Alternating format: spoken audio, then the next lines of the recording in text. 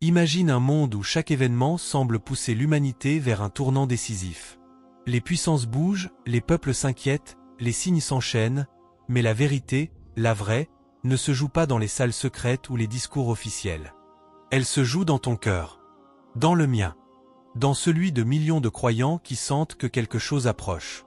Aujourd'hui, nous allons ouvrir une porte, celle de la préparation intérieure. Pas la peur. Pas la confusion. Mais la clarté. Parce que ce qui vient n'est pas seulement historique, c'est spirituel. Et seul celui qui se prépare dans son âme pourra rester debout quand le vent se lèvera.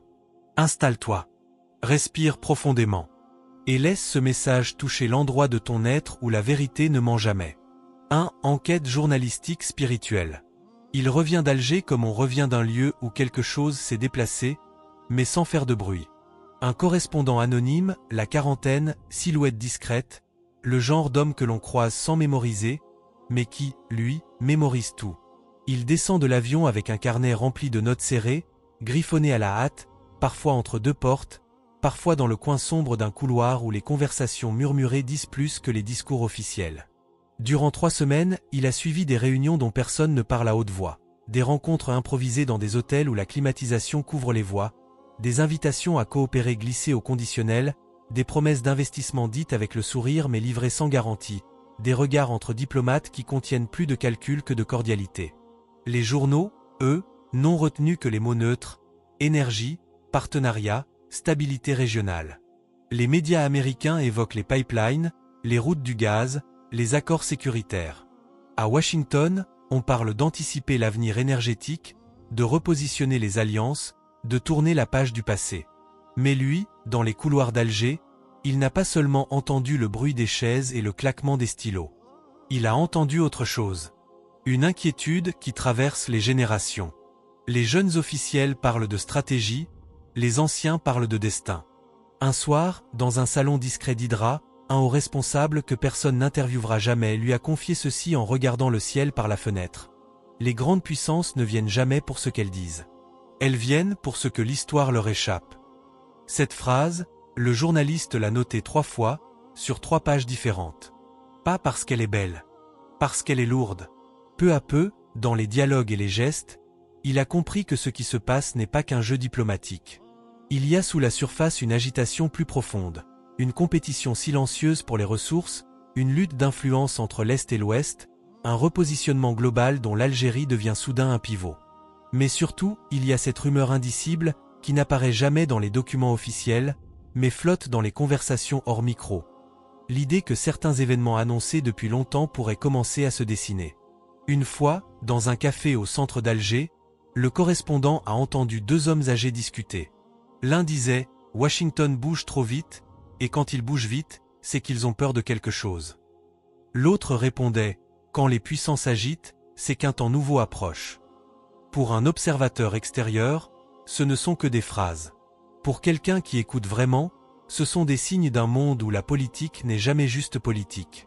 En relisant ses notes dans l'avion, le correspondant ne se demandait plus ce que Washington veut, mais pourquoi maintenant? Pourquoi ce soudain intérêt pour Alger? Pourquoi cette urgence?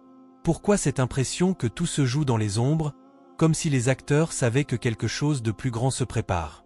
Et la véritable question qu'il pose aux spectateurs, maintenant que tu lis ces mots, c'est celle-ci. Quand la géopolitique devient un théâtre où chacun joue un rôle écrit d'avance, comment distingues-tu l'intention réelle de la manœuvre qui cherche à détourner ton regard? 2 contes d'un sage. Le désert respire avec lenteur. Ceux qui vivent à sa lisière apprennent une vérité simple. Rien d'essentiel ne se dévoile dans la précipitation.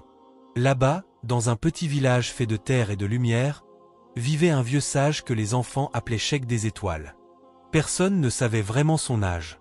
Certains racontaient qu'il avait vu 3 générations grandir.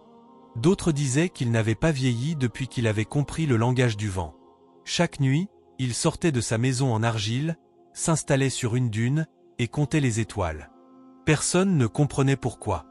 Pourtant, il le faisait sans jamais manquer un soir, même quand le froid piquait la peau ou que la lune se cachait. Un matin, alors que l'horizon prenait la couleur du safran, les jeunes du village vinrent le trouver. Ils étaient agités, comme secoués par quelque chose qu'ils n'arrivaient pas à nommer. Cheikh, des rumeurs circulent. Les puissances du monde bougent. Des accords se signent. Des bases s'installent. Des changements approchent. Toi qui vois plus loin que nous, que devons-nous faire? Le sage les regarda un long moment. Puis il leva la main vers le ciel encore pâle. Les grandes puissances bâtissent des ponts, mes enfants. Mais vous, vous ne regardez que les pierres. Vous ne voyez pas le vent qui passe entre elles.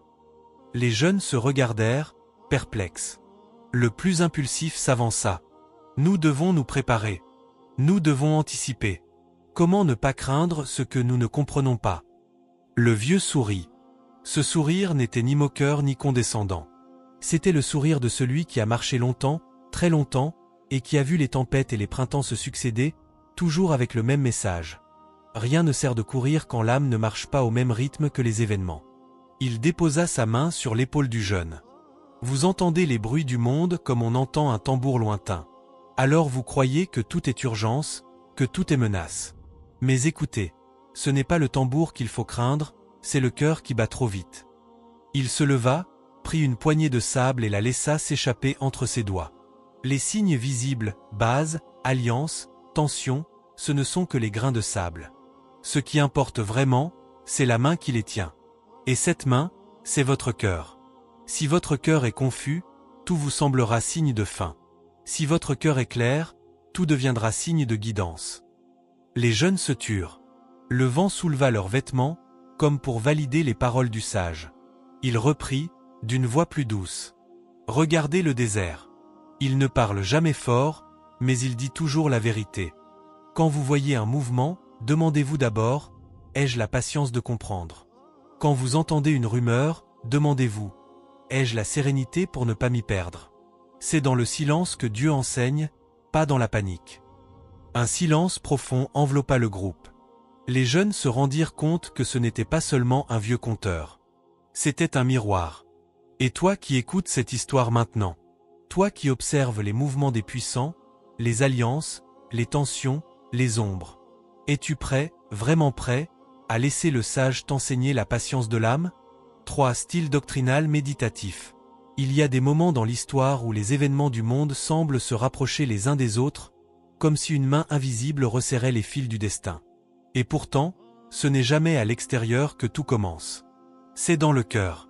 Les signes des temps ne sont pas uniquement des tremblements politiques, des alliances soudaines ou des déclarations mystérieuses. Ce sont avant tout des miroirs posés devant l'âme humaine, pour mesurer sa stabilité quand tout vacille. En silence, prends une respiration. Écoute ce que les anciens ont toujours dit, la fin des temps n'est pas une date. C'est une atmosphère. Une atmosphère où les injustices se multiplient, où les divisions deviennent normales, où les consciences commencent à s'éveiller dans une confusion qui dérange, qui secoue. Chaque injustice qui se banalise est un rappel. Chaque division entretenue est un avertissement. Chaque cœur qui se réveille au milieu du chaos est un signe. On raconte que les épreuves de la fin ne sont pas envoyées pour briser les hommes, mais pour les filtrer. Elles ne sont pas des horloges qui indiquent une heure précise. Elles sont des balises sur un chemin plus vaste, des repères destinés à orienter celui qui marche avec sincérité. La tradition spirituelle dit que l'épreuve n'est jamais une punition pour celui qui cherche, mais un tri pour révéler ce qu'il porte vraiment en lui. Regarde ce qui se passe dans le monde. Les grandes puissances bougent leurs pièces comme des joueurs autour d'une table que personne ne voit entièrement. Washington s'agite, l'Algérie devient un pivot silencieux, des alliances naissantes se forment dans l'ombre. Pour beaucoup, ce ne sont que des stratégies politiques. Pour d'autres, ce sont des signaux. Pas des signaux à craindre, mais des signaux à contempler. Parce que le monde extérieur n'est jamais qu'un théâtre dans lequel l'âme joue son rôle. Ce qui importe vraiment, ce n'est pas « que se passe-t-il dehors ?» mais « que se passe-t-il en moi quand je regarde ce qui se passe dehors ?» Si une rumeur d'instabilité te fait peur, cela révèle ton attachement. Si un changement géopolitique te met en colère, cela révèle ton contrôle illusoire. Si un signe te réveille et t'invite à te purifier, cela révèle ta lumière intérieure. Tout est question d'interprétation, et l'interprétation révèle l'interpréteur. Laisse-moi te raconter une histoire. Un homme pieux vivait dans une petite maison faite de briques et de patience. Il travaillait beaucoup, gagnait peu, mais il remerciait toujours pour ce qu'il avait. Un jour, un incendie ravagea son quartier. Il perdit tout, ses économies, ses outils, son toit. Il resta au milieu des décombres, les mains vides. Les gens du village vinrent le voir, certains en pleurs, d'autres en colère. Pourquoi toi, qui faisais du bien? Pourquoi cette injustice? Pourquoi maintenant? L'homme resta silencieux, très longtemps. Puis il dit une phrase que les anciens répètent encore aujourd'hui. J'ai perdu ce que mes mains avaient construit, mais j'ai retrouvé ce que mon cœur avait oublié. Les mois qui suivirent confirmèrent ces paroles. Sa foi devint plus profonde, sa prière plus sincère, sa gratitude plus pure. La pauvreté extérieure avait créé une richesse intérieure qu'il n'avait jamais connue. Il comprit que l'épreuve n'était pas venue pour lui enlever quelque chose, mais pour lui révéler quelque chose. Cette histoire est simple, mais elle porte un secret. Ce que tu perds n'est jamais aussi important que ce que tu gagnes en conscience. Alors maintenant, devant les mouvements du monde, les rumeurs de faim, les alliances mystérieuses, les plans des puissants, les signes qui semblent se rapprocher, ne te contente pas de regarder l'extérieur. Regarde ce que ton cœur fait avec tout cela. Parce qu'au fond, une seule vraie question demeure. Face à l'épreuve, quel trésor ton cœur choisira-t-il? 5. Appel à la préparation spirituelle et action. Nous ne sommes pas de simples spectateurs du monde qui vacille. Nous sommes les acteurs silencieux d'un scénario qui se joue d'abord dans les cœurs, bien avant de se refléter dans les événements. Dans chaque époque troublée, il y a ceux qui observent et ceux qui se préparent.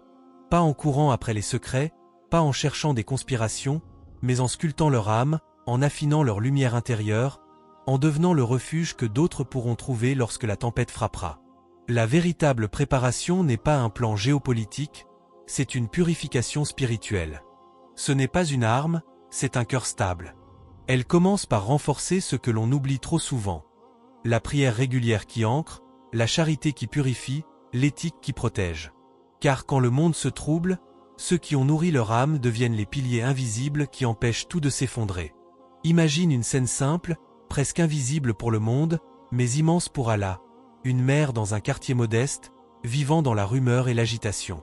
Les gens parlent, amplifient, dramatisent. Les tensions montent, les regards deviennent méfiants, les mots se font plus lourds.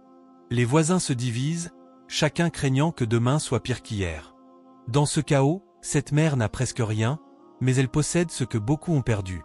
La paix du cœur, née d'une confiance sincère en Allah. Un soir, alors que les discussions sur la faim, les guerres, les signes, les prophéties et les inquiétudes montent encore, elle décide de faire quelque chose d'imprévu. Elle ouvre sa porte.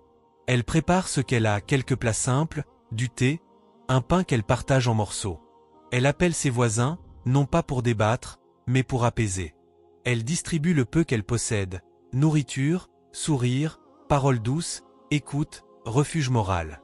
Une vieille femme s'assoit, un jeune homme pose enfin son téléphone, un enfant arrête de trembler.